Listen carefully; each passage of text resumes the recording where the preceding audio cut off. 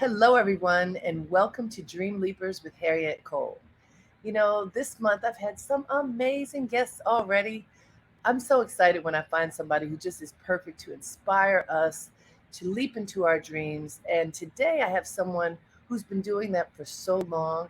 Her career has had many positive twists and turns. And as we know, if you live long enough and pay attention, it's filled with twists and turns, but really wonderful ones. And the person we're talking to today is a celebrated actor, a celebrated Broadway actor. And this is what's really interesting. She started her Broadway career a year out of high school. Who does that? She did that. She is Brenda Braxton. She has had an incredible career for many years. She was in Chicago way back in the day in the 90s, and she is in Chicago right now. And in between, she's done lots of other things. She was in the original cast of Dreamgirls. We are going to talk to her about an incredible life and career well lived. And I know she inspires me. I'm sure she will inspire you. Join me right now in welcoming Brenda Braxton.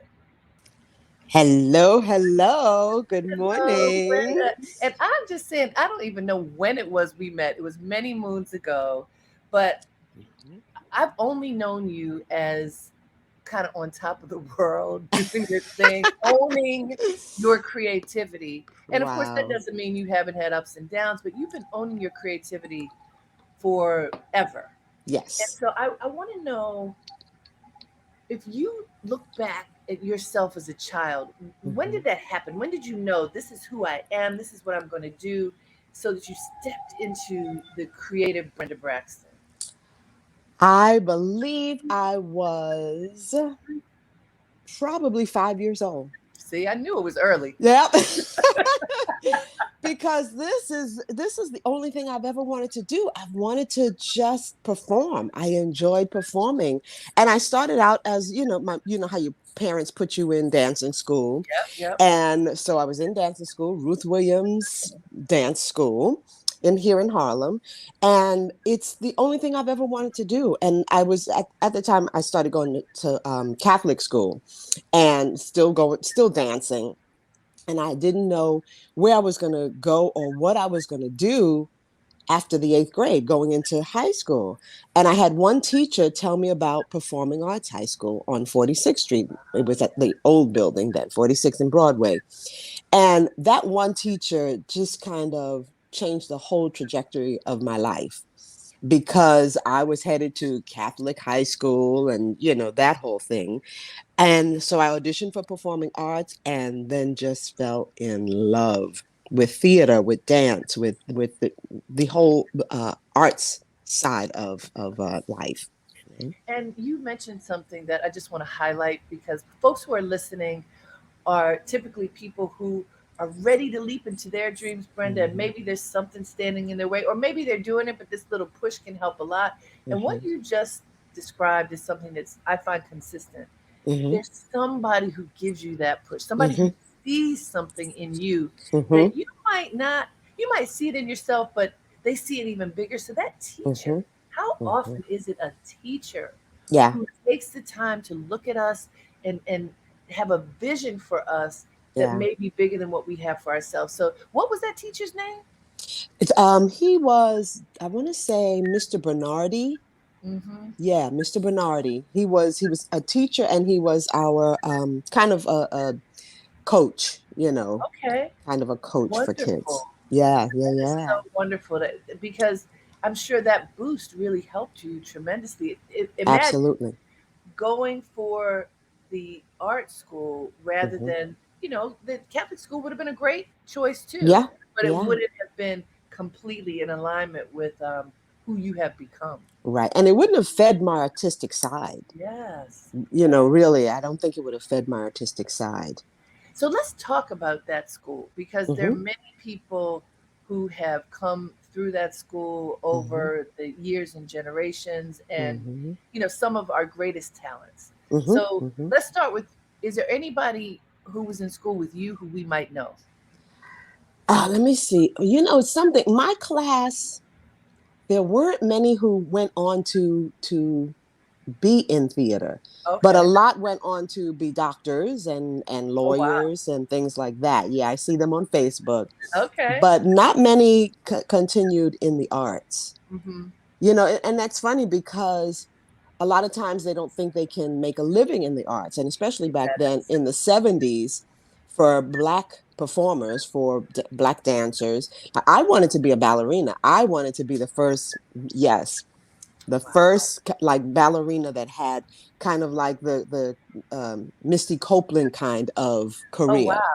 Wow. But I had a teacher in performing arts who told me I would never be a ballerina because my body was not the type of body that ballerinas had because Because you're curvy. my butt was too big. Basically, she said, Oh, "Yeah, and you know what? Misty talks about that. yeah, Even oh yeah, as tiny as she is, she's a curvy woman. mm-hmm. And she talks about how difficult it has been at different points when people Yeah, have been so judgmental of the yeah, body that she inhabits. But hey, yeah." she's proof But that, look, whew, yeah, uh-huh. Look, but everything happens for a reason. that's right. Because I love musical theater so much. I feel like that is where I belong. I And can what get was to the do first everything. musical theater production that you were part of? The first professional one, or because Well, I did some off. I mean, off Broadway is still professional, but my big break was Guys and Dolls, the Black version of Guys and Dolls, and that with was Robert on Guillaume. Broadway right That was after you on Broadway. finished. Yeah. So with Robert Guillaume, an incredible talent, Hmm. and so how did you land that? Because right after high school, how are they checking for a kid? A funny thing, there used to be two magazines, two like publications. One was called Showbiz, and one was called Yes, Backstage. Hmm. yes, I remember those. And so I used to comb the they comb the castings, and I saw this casting notice for a swing for the Broadway production of Guys and Dolls. I had no idea what a swing was. I knew it was a dancer, so I just went. It was what they call an open call. They were looking for one female and one male to swing the show, and there I was with 200 other potential performers.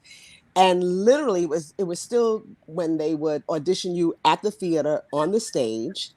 And I just remember, and I put this in my cabaret a lot because it was a moment of what am I doing here? What am I, I knew I could dance. I hadn't really sung or anything, but my song from school, because we had a musical theater class at Performing Arts School that made you come in with an audition piece and things like that.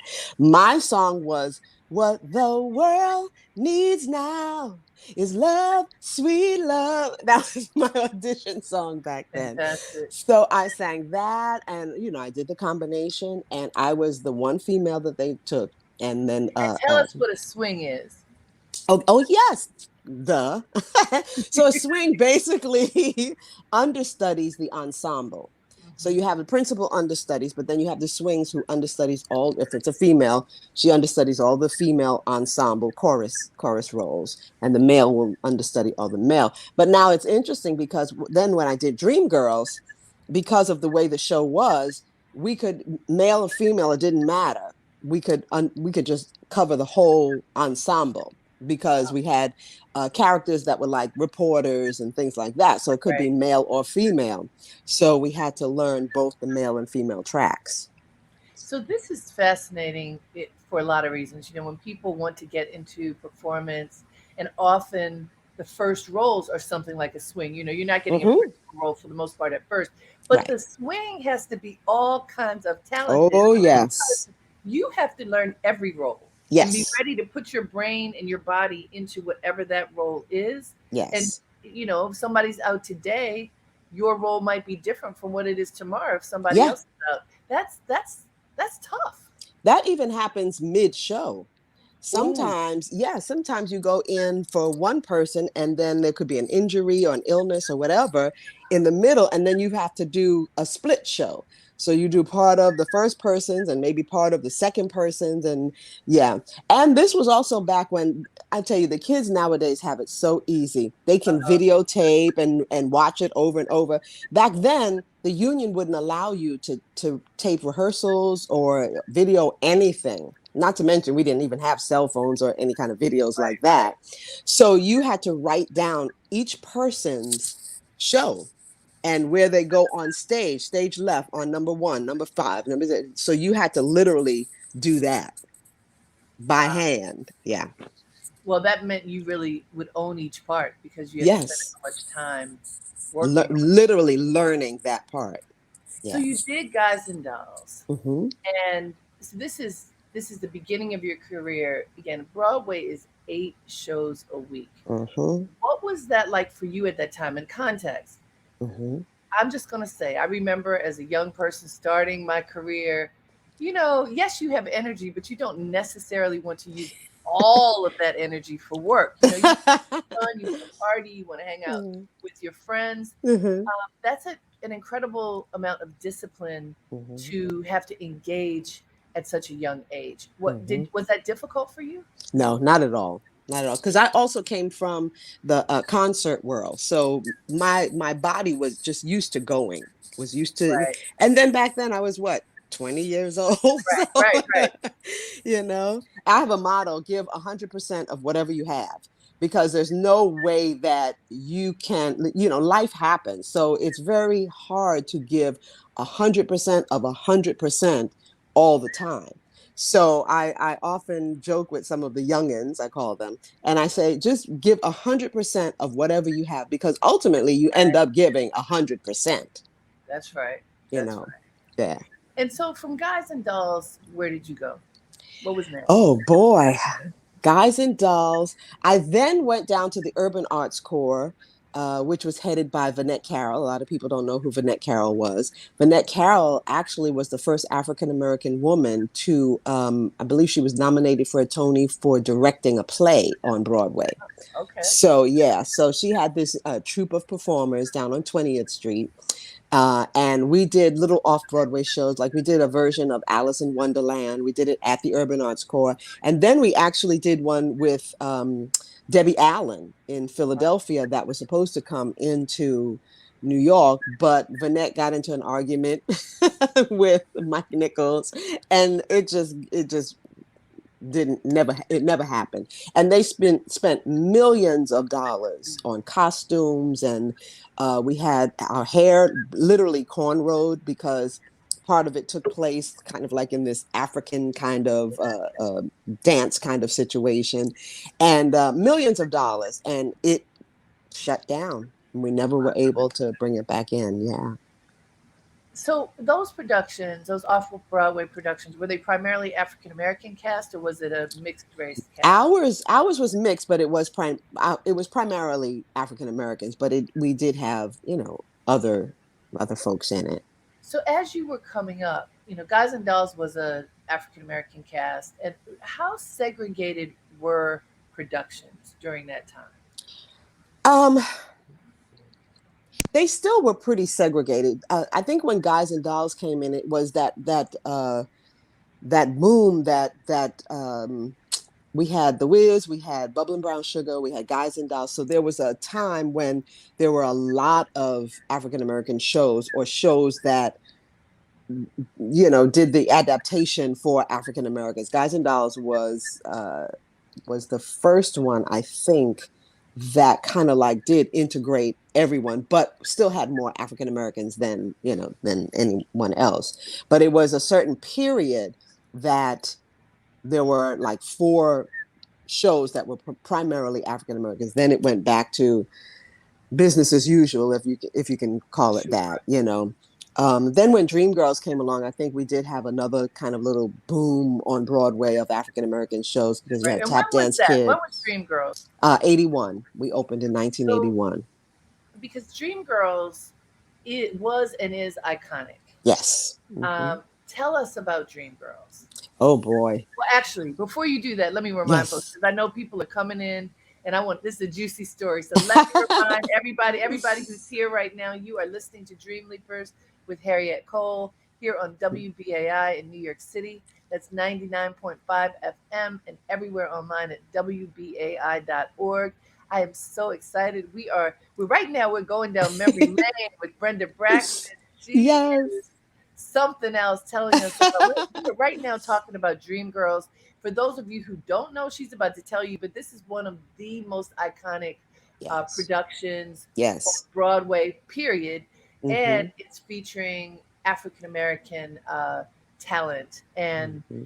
And it just was wonderful. 1981, and Mm-hmm. Brenda was part of the original cast. So, Brenda, tell us, Dream Girls, what is it? Who was it? What does I it mean to know. us?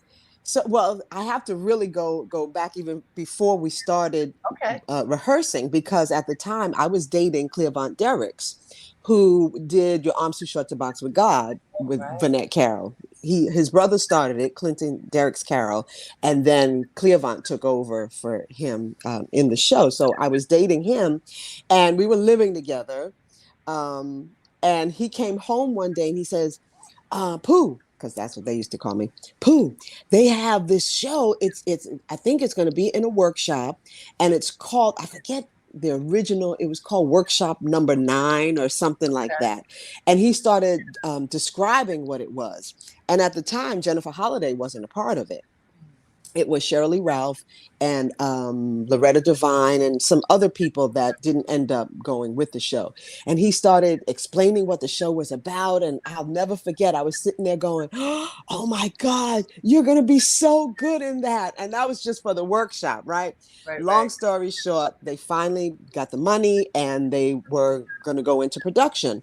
And I auditioned for that show like 4 times Oh, when it wow. finally went into production. And I ended up again getting the part of the swing. So I had to swing all of the ensemble roles. We went into rehearsal.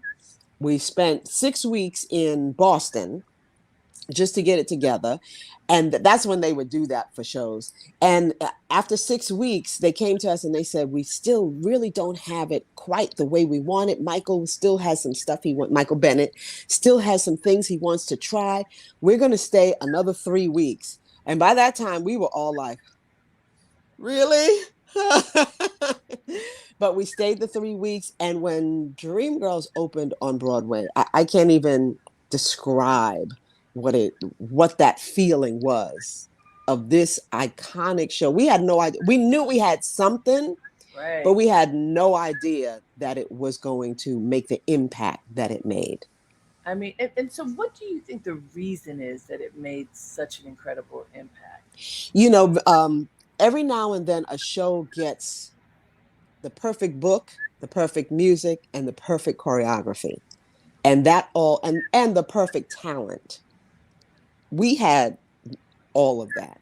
And it just mixed so well. You know, sometimes you see a show and you say, "Oh, well, the music was fabulous and the choreography was good." I don't know about the book, the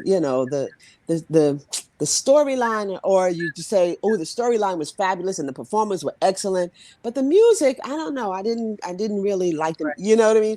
Dreamgirls Sure. had everything, everything. So And and it won. I yeah, mean, it but it didn't win Best Musical, and that was a big uproar at the time. Nine won the best musical for uh, that year. what did Yeah. it win for? Jennifer won, Cleavant won, the guy I was dating at the time. Ben Harney won. Uh, I think it won for choreography. And I want to say it won for costumes because Theone V. Aldridge's costumes were amazing. They were just I didn't amazing. realize that it did not win for best Best musical. musical, no, that was quite something. Wow. Yeah. But you know what? It has gone on to be again one of the. Mm-hmm. It is performed again and again. It's performed Mm-hmm. in educational institutions. You know, Mm-hmm. one of those uh, productions that continues to live. Now, Mm-hmm. let's talk about what keeps a production on Broadway because it is Mm-hmm. expensive. Yeah, it It, is. getting butts in seats, as they say, is not easy to do, and Yeah. especially if you want some of those people to be black people, because Yeah. it is not the easiest thing to get black people to come to Broadway. I remember Yeah. when I was growing up, and even as an adult. Mm-hmm. So I'm from Baltimore, Brenda, and Mm-hmm. my mother and her friends would get on a bus and come to Mm-hmm. Broadway once a year. This is a thing, a big thing Mm-hmm. in the Black community. You have your church Yeah. groups, your Yes. organizations. They rent buses and they come up, but once a year is not going to make a Broadway No. production work. And there's a lot of conversation going on in the space around Broadway, and as you know, Mm-hmm. especially now Mm-hmm. with the resurgence of interest and respect for Black folks. And Mm-hmm. yet, how do we get people to come? So, what do you think worked for that production? And then we'll move forward to some other ones. Well, for that production, I think it was the marketing. Okay, And the unfortunate thing is, Black shows don't get the same marketing dollars. that's They right. don't have the people who know where, how, when, and what to market to our community. They do a blanketed, sometimes they do a blanketed kind of marketing, but it's still basically to their subscribers or their group. And for African American shows, you've got to let us know that this is going to be a Broadway show that has African Americans and has a nice mixture or whatever. You have to put those marketing dollars where they belong. And I think it's getting better, with a lot of shows hiring Marcia Pendleton and Right. Irene Gandy and those folks. But still, if you don't have the dollars and you don't really really put the dollars where they belong, even when you have someone like those two ladies, it's not gonna help. It's just not gonna help if our community doesn't know that it's there and it's an African American show. And that is so obvious, and a point that is, that drum has been beaten for a long time. Hmm. Hmm. Uh, it is obvious, and yet there's a lot of work to be done. Hmm. I want to pivot to what's happening this year, and then we'll do our back and forth. But Hmm. you know, for 2 years, Broadway was shut down like Yeah. everywhere else because of COVID-19 and Hmm. quarantine. When Broadway was about to reopen, Hmm. there was so much fear because people are sitting close to each other. They're Yeah. sitting shoulder to shoulder, people Hmm. you don't know. It used to Hmm. be people coming literally from all over the world and all over the Yeah. country. Yeah. It's coming back to that a little bit Hmm. slowly, but people were worried. As Yes. Broadway reopened, Hmm. there were 7 productions written by African American Hmm. playwrights about slices of African American life. And since Hmm. that moment to now, more productions either about Black people or just more diverse casts. Hmm. Hmm. What does that mean to you as a performer who's been in this space for so long?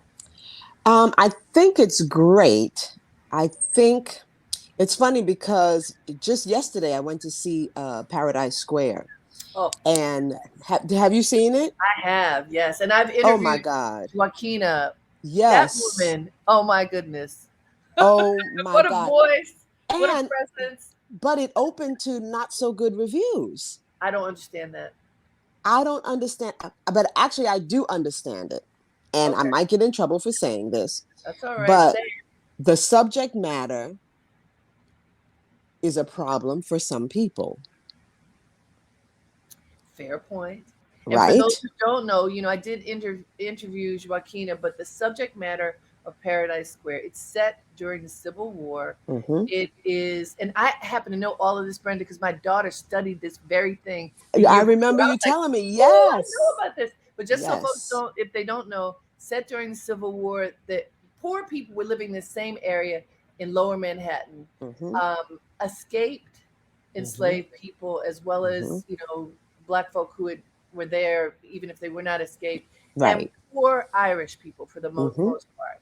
And then there was a draft and draft wars But because they were all getting along too. they They were were they were all family, getting they were along. Yes. community, Yes.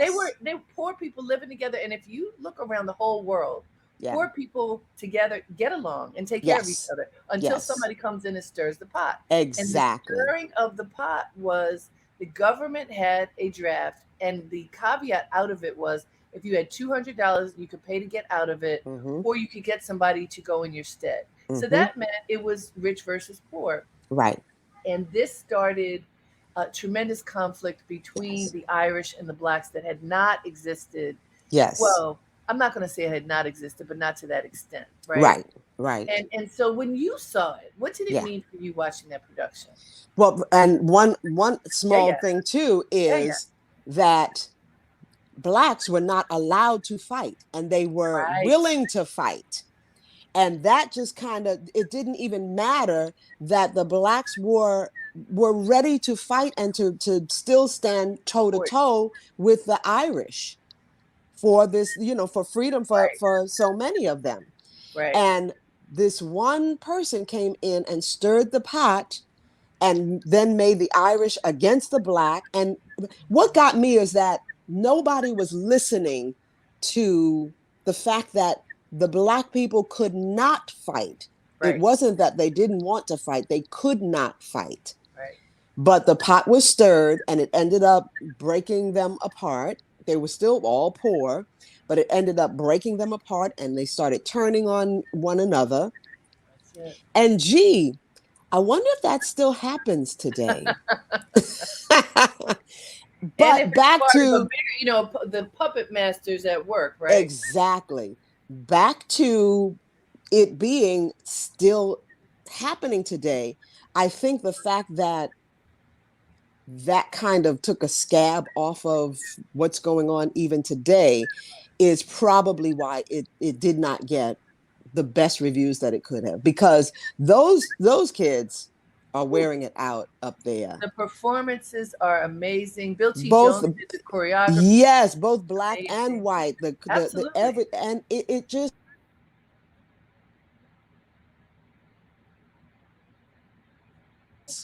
for me it is face, you know what I mean.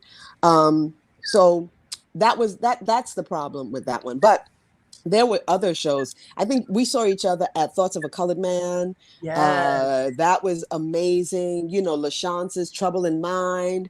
Oh my God. I just got chills from Ruben Santiago Hudson's Yes. Lackawanna Blues. Yes. So we are well represented this year for the Tonys, which are coming up on Sunday. We're really well represented.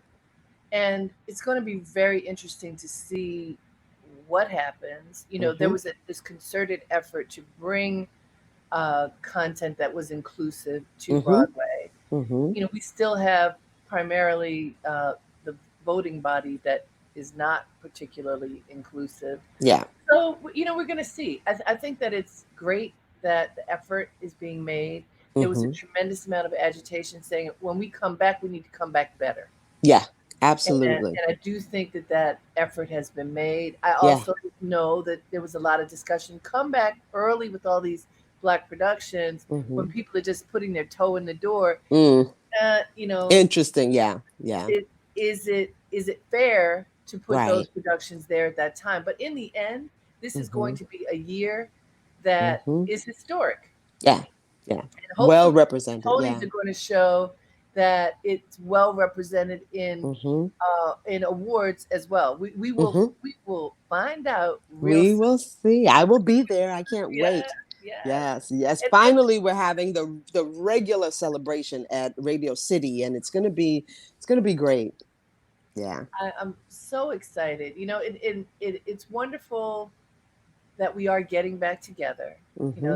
That we are choosing to be in each other's company. And Brenda, Mm-hmm. I have to say, it's still scary. Oh, How many times absolutely. did Broadway shut down because somebody got COVID? Even with the Absolutely. strictest of protocols. Um, Absolutely. has your production shut down during this period because? They went through their shutdown before I joined them. I just finished last night, Tuesday night. Well, 2 nights ago, Tuesday night. So it's funny. Jennifer Holliday is coming in to replace me as mom, because they usually do a 8-week run for the stars, for Right. stars that are coming in. So Jennifer Holliday is coming in to replace me for 8 weeks. Well, So yeah, but they did shut down. They opened, and then all of a sudden COVID came through the cast. They ended up replacing the Roxy, the Velma, and then again the Roxy and the Velma, and then some ensemble. But when I got there, it kind of leveled out. But then I ended up getting COVID. Oh my gosh. and was out for 10 days. So this It's this thing is tough. going to be with us. Yeah. COVID is real, and Yeah. everybody better pay attention because Yeah. also, sadly, you can get it again, even if Yes. you're vaccinated. Yes. So And not not to put only a that, stamp on it things, but that's stays with real. you. Yeah, it stays with you. I still have breathing, like it takes some effort now to Right. breathe sometimes. Yeah. I'm still coughing every now and then. So we need to really, really, I don't know. That's a whole nother conversation. It is, but just, you know what, for everybody who's listening, I hope you're hearing this, Yes. because your dreams can be derailed based upon Yeah. very real health Things challenges that have nothing to do with have you. nothing to Yeah. do with you. And Yeah. COVID has been the great equalizer, whether you Mm-hmm. want it to be or not, and we still have Mm-hmm. to pay attention. Let me remind Absolutely. folks, you are listening to Dream Leapers with Harriet Cole here on WBAI in New York City. That's 99.5 FM and everywhere online at WBAI.org. You know, everybody listening, because we are part of this family. WBAI is 61 years old, which is amazing, Ooh, wow. right? 61 years, Brenda, of no commercials, just supported by listeners. Now, Wow. think about that. You know, most television shows have Mm, all tremendous the sponsors, of sponsors and commercials, and we don't have that. What we have is each yes, other. yes, yes. We Hmm. have Oh, I lost you we for a have the minute. community who contributes, yeah, in order to Hmm. make sure that we can stay alive. And so that Hmm. means everybody listening, you're part of this family Yeah. that keeps us going. And Yeah. so I invite every single one of you who's listening to make a donation today. Hmm. We want to make sure that we can continue to bring guests like Brenda Braxton on for another 61 years. And it's through you that we make that possible. You Hmm. can call us and make a donation, a one time donation, or you know what a lot of people do is to become what we call a BAI buddy. And that Hmm. means that you give an amount, any amount every month, and it Hmm. just comes out of your account. Hmm. And that means you are an ongoing, sustaining member. And let's Hmm. think about what that means. How many of us have to pay the electric bill, the telephone bill, Hmm. whatever? WBAI has to pay those things too. So if you Yeah. decide to be a sustaining member, that is going to help us so much. Yeah. How you can make your contribution today is to call 212 209 2950. I'll repeat it. It's 212 209 2950. You can also go online at give to the numeral 2 WBAI.org, and you just tell them that you want to make a contribution. You can make a contribution in the name of Dream Leapers. If this show is helping you to leap into your dreams, to get out of Mm-hmm. your comfort zone and go for it, Yeah. make a contribution to make sure that we can bring more guests like Brenda Braxton on the air every week. And as you know, Hmm. and you just mentioned Marcia Pendleton, who also has a show Hmm. on WBAI. Uh, Oh, yeah, I so didn't know that. she does. Wow. Yeah, Uh-huh. absolutely. She's part of the family. There are so many incredible shows on WBAI. It's Mm. 24/7 Hmm. progressive radio programming to ensure that Wow. that your cup is filled. If you tune in, Yes. somebody's going to be there to inspire you. So please call us 212 209 2950 and make your contribution today. All right, Brenda, I want to go back again. Uh-huh. Because this is unusual, I think. First of all, you just said you 8 weeks on Broadway with Hmm. Chicago, but this Hmm. is not your first rodeo with Chicago. You were with Chicago for years, right? Yes. Okay, Yes. so let's Yes. talk about the first time. When did you become part of Chicago? And I guess another contextual piece is musicals Hmm. are often the things that live the longest. You know, their Hmm. Hmm. plays last for a certain period of time, but if a musical hits, it can really be something that has legs. And Chicago is Hmm. one of those productions. So when 25 years. 25 years, wow. Yes, on So when Broadway. did you join? I joined in 2003.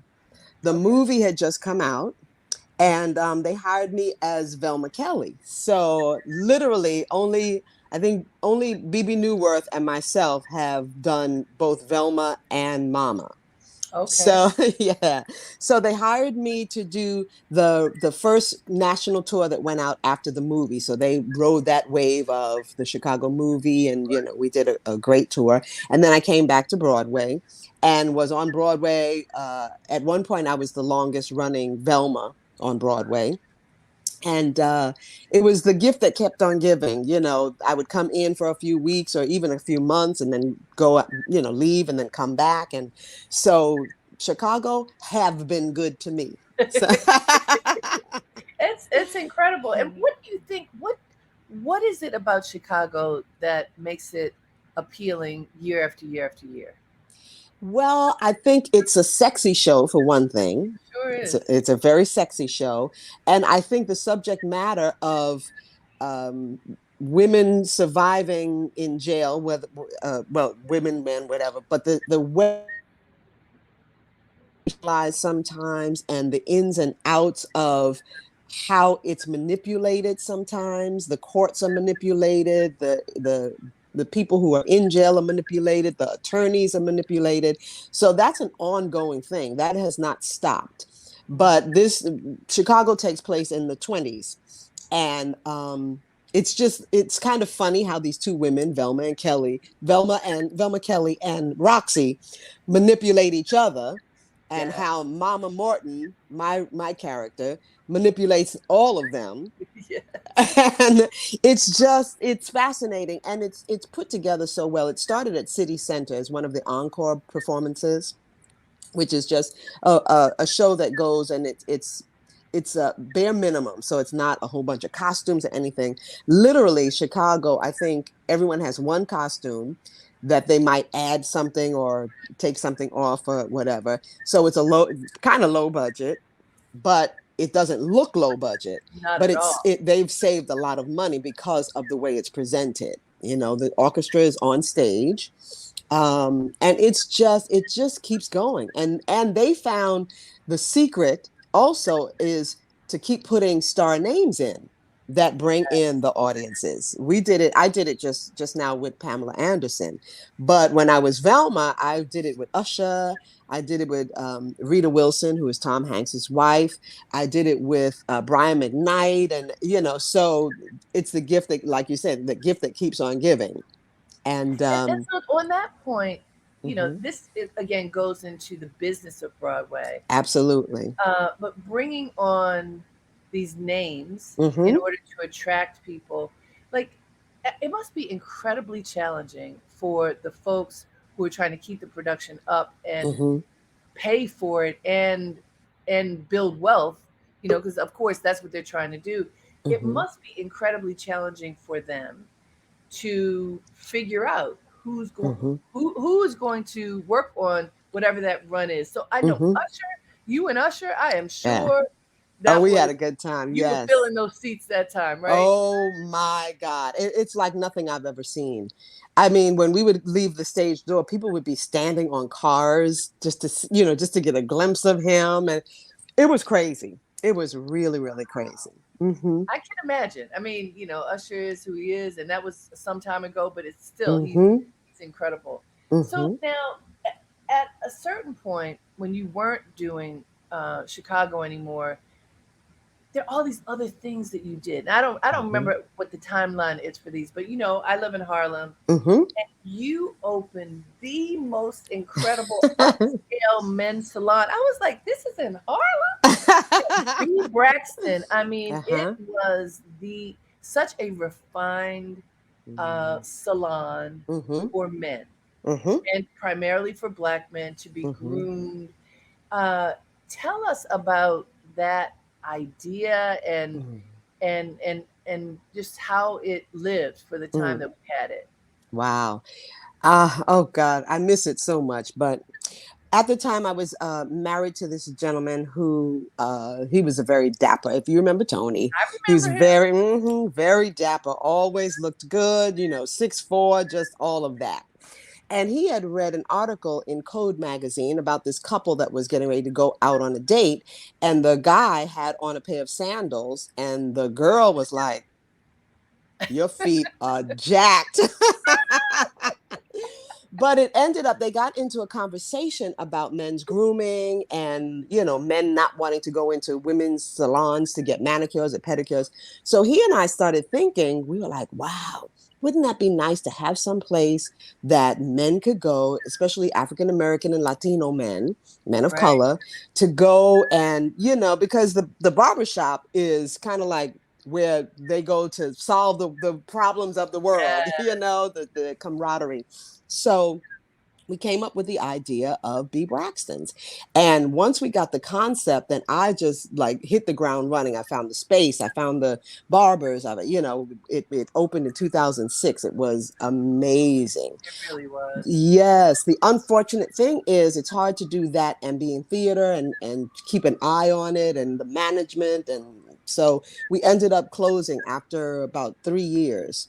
Well, but We were. also, Brenda, to be fair, Mhm. it was all of that, but there was also 2008, 2009. The I was economy. getting ready. Yes, yeah. You didn't. That's another thing you had no control over. But Exactly. when the economy crashes, the brothers are probably not rushing to the salon to No, spend whatever for get their toes taken exactly. care of. Exactly. Yeah. You know, So yeah, that but hit it's as so well. beautiful, and Yes. having lived in Harlem for a long time, I know there have been a number of uh, what they say fits and starts with really Hmm. wonderful businesses that maybe Yeah. started a little bit before Yep. there were enough people who in the neighborhood who were willing or interested in Yeah. spending whatever the dollars were. And that's an interesting thought, Brenda, because we Hmm. know people spend money on what they want to. Exactly. But Exactly. in the neighborhood, they don't always do that. And that's something, that uh, I think we could take a moment to pause and think about. Yeah. You'll go downtown Yeah. and spend however much money, but we don't always do it in our own neighborhood. And that was the thing. It was mind boggling. We literally had people who thought we were just hoity toity. Yeah, I know. And I was like, but this is for you. We're doing this. We're in Harlem on 116th Street, That's right. and this is all for you. And then they also, they were upset because we charged maybe $2 more for a haircut when you could literally come in. We had music piped in. We had a bar area that, I love. you could have tea and coffee and a cocktail in the evening if you were. And it was just mind boggling that people were like, oh, but you think you're all that. And it's like, okay, all right. Yeah, I think I'm all that, but this is for you. Exactly. you No, know? it takes a while, and this is something worth looking at and contemplating. I think for all of us, Yes. that how do we recognize our value? Mm-hmm. And I mean, I remember so well that was such a beautiful, welcoming space. And yeah, Mm-hmm. it looked expensive, and to your Mm-hmm. point, it cost a couple of dollars more. But I know people would spend that money going downtown. So Yes. we have to figure out how to spend money where we are in Yes. our own communities and to value our own productions Mm-hmm. and businesses Absolutely. in ways that even now in 2022 is not always the easiest thing to do. We just find Exactly. that to be true. I'm going to remind Exactly. folks one more time. You are listening to Dream Leapers with Harriet Cole here on WBAI in New York Mm-hmm. City. That's 99.5 FM and everywhere online at WBAI.org. We are having a fascinating hour. When the guest is really good, you can't even believe how fast the time is going. It's like, wait a minute, we don't have yes. that Yeah. much time left. And I don't want to spend too much time reminding you, but I have to at least take this moment to say, Mm-hmm. because we don't have commercials, we need you. This is a covenant of all of us working together to ensure that WBAI stays on the air forever, because that's what we need. Mm-hmm. Progressive radio at a time, by the way, when we get to talk about anything we want to here on WBAI. We get Mm-hmm. to do that, and and we can't take that for granted. Mm-hmm. So we need you in order to make it possible. So please call us. Please make a contribution today. You can call us after the broadcast because I know you don't want to miss 1 second of Brenda Braxton. But write the number down so you can call us when it's over. 212-209-2950. I will repeat 212-209-2950. And You can also go online at give2wbai.org. Any Mhm. amount is helpful. Now, when I say that, sometimes people say, I don't have that much money. You know that $5 is helpful, $10, Mhm. $15. If you have more, give more. The amount isn't Mhm. the point. The offering to this great Mhm. fellowship that we have is what is important. And so I invite every single one of you to make a contribution today. We really appreciate you. So, Mhm. Brenda, I want to talk about another part of your career because I just love that you've done so many things. And one of those things, like you helped to raise the bar of Mhm. the whole cruise industry. Oh. You, I mean, come on now. And we know for Yes. people who go on cruises, and they've dwindled now because of COVID, Mhm. but Mhm. the cruise industry is a huge industry, and so many people take their vacations, their bucket list trips can Mhm. be on a cruise. And you started doing Broadway quality productions Yes. on Norwegian Cruise Lines. How did that Yes. happen? Oh God, it was one of those times, everyone thinks performers are just always performing. You got your money, you got at the time that I got after midnight for Norwegian Cruise Lines, I was so broke. I had I literally had a bag of change when I went Ooh. to my costume fitting to get to my costume fitting, and I went to TD And Bank. for which project now? This was for Norwegian Cruise Lines for After Okay, Midnight, and this was just in 2015. So right. it's the ebb You and never know. fall. Yes, I hadn't worked in so long, and this was also coming off of. Well, I had done Smokey Joe's Cafe because that was my show that I did that I got my Tony nomination for.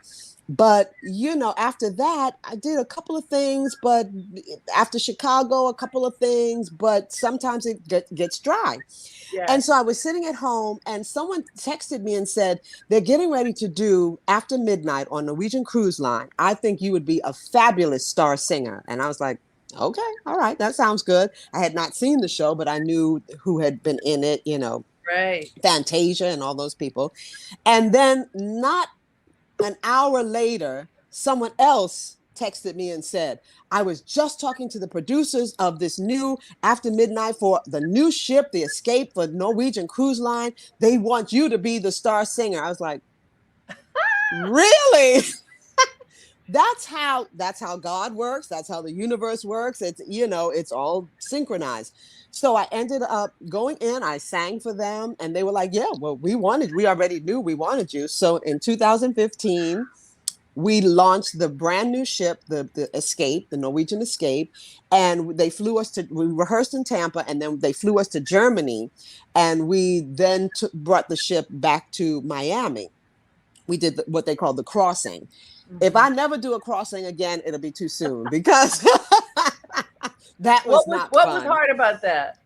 The rough waters. Uh, Yeah, very, very rough waters. Let me change my light. The very, very, very rough waters. And I think it was like 9 days at sea straight. It wow. was rough, yeah. But it ended up being one of the most amazing experiences I have ever had. How so? And What made it amazing? it was amazing for one thing because it was a Broadway caliber show. We had the original director, we had the original music, the original costume designer who came in and designed costumes for each and every one of her. Bless us, bless her soul. Um, her and her husband, oh God, I can't even think of their name right now, but they came in and did beautiful costumes for us. So I literally was able to do a Broadway quality show That's on a amazing. cruise ship, and not to mention being in St. Thomas every week, and that was our port, St. Thomas and Nassau and Miami. So it was just wonderful. It was Well, great. I'm glad you mentioned the downside that Hmm. the reality for people, and it's not just in performance, just No, of life. yeah. Sometimes you can be on top and sometimes you are not. There's so many people I've Hmm. talked to who had an abundance of resources and then Hmm. dwindle to nothing and have to Nothing. start Yeah. over again.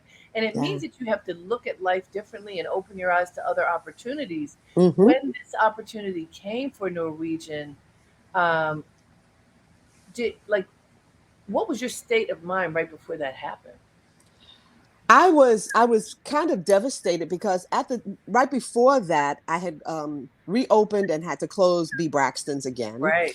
I had a brownstone. I had a beautiful brownstone, but because of 2008, and I had put all of my personal money into developing B Braxton, doing the build out, everything. So I had put about $500,000 into B Braxton's, and I ended up having to sell my brownstone. I got a divorce. I had to downsize to a degree of a 4-story brownstone into a 2-bedroom apartment, Yeah. then from a 2-bedroom apartment to a 1-bedroom apartment, and then to literally asking people, yeah, you got a place, you got it. It was pretty devastating. Yeah. Yeah. But you know what? I have amazing friends. And my friends and family, they took me and they covered me with love and respect and all of that. And so I was able to at least hold on because it will always come back around. If you can hold on long enough, it will always come back around. And also, do not burn any bridges with people Oh, because yeah. you might need those people. You might need to sleep on those That is people's sofa. so true. How you treat people is everything. My mother says Yeah, that all the time. Be kind to everyone. And absolutely. it is true. You never know when you're gonna be in their company again, or you never know Yeah, what you need. But just how you treat people is everything. So yeah. as a performer at this point, because you've had these ups and downs, you Hmm. had this incredible run just now on Broadway with Hmm. Chicago. But as you said, so it's an 8-week run, and now it has Hmm. ended. Hmm. So what's next for Brenda Braxton? What are you doing? Well, I was also blessed to have landed a role on The Good Fight. So Yes, for the last 3 years, I have been partner Madeline, stirring up yes, you have. trouble on The Good Fight. I go back and shoot again next week. Unfortunately, this is our last season. I don't know. I'm hoping there's going to be another spinoff or something like that. There have been so many, right? So I this is know because there's a this good started, chance, yeah, this started from The Good Wife and then it spun right? off into The Good Fight. Um, but I moved my mom into the building where I live, so she's got an apartment here. So I've been kind of like making sure that she's okay with her health and things like that. I've been offered to do what they call a 29-hour reading, but I'm gonna just take some time and make sure that she's okay. So I'm gonna take a little bit of time off, and then just see. I might do my second book because I did my book, the So little yeah, black book tell me of about your book. Yes, the little black book of backstage etiquette, because a lot of times they don't teach just the simple things of backstage etiquette, like how to treat your dressers and your prop guys and your stage managers, things like that. So I might do the little black book of audition etiquette. Hmm. But who Oh, that's a good knows? one. Yeah, who knows? Who knows what's coming next? When you talk about etiquette, and I remember talking to you about your book a couple years ago, Mhm. it sometimes feels like etiquette has gone Oh, away. there is no etiquette. It's Like, non-existent how on do we many treat levels. people? How do we treat people? What is Yeah, appropriate? Why don't we know? yeah, Why don't we know what the appropriate uh, ways are to treat people? I yeah. don't know, because I grew up in a household where from birth you were Hmm. learning Yeah, how to interact with people. yeah. I don't understand it. But People just don't care. They don't care anymore. They just really don't care. There's no compassion. There's no caring. There's no respect. There's no, when we were coming up, our parents and grandparents, they made sure that you knew. And I think, and I don't know, but I think also parents and grandparents are so much younger now, that's you true. know, and it wasn't passed down the way ours was passed down. Everybody, it's a me my world. Does it, So, so, so Brenda, because I don't want to end on a negative. What can uh-huh. we say to folks that they can do right now that would be a positive, a way to connect with other people that would be uplifting? What is that? Well, you know what? You have to be it. Hmm. That's number one. You have to be compassionate. You have to be respectful. in order to get someone else to be that way. You can't make anybody do anything, but I don't have to join your conversation of negativity. Like I really, really try not to put anything negative online. Right. I try to uplift. Excuse me. So I'm trying to be that positive person. I'm trying to make sure that I'm that first drop in the ocean that ripples out all the positivity, all of the compassion, all of the love, all of the, like, I believe laughter is the best thing. And I'm a fool. If y'all follow me on Facebook and Instagram, I am a fool. And I like that. And I see how it affects other people. Mhm. That's the only thing you can do is be that positive person. Be that positive person. Well, Yeah. you, my dear, surely are. Thank you so much for talking to us. We have been Thank talking you. to Brenda Braxton, Tony nominated Brenda Braxton twice in Chicago early on a number of years Uh-huh. ago, and she just finished an Yep. 8 week run. I Yep. saw it, it was fantastic. Thank you Yeah. for all that you do, for sharing your career with us. We Thank you. appreciate you. Thank you. Thank you. See you soon. Absolutely. Hey guys, you've been listening to Dream Leapers with Harriet Cole here on WBAI. I hope you enjoyed this conversation with Brenda Braxton as much as I did. Until next time, have a great day and make it count.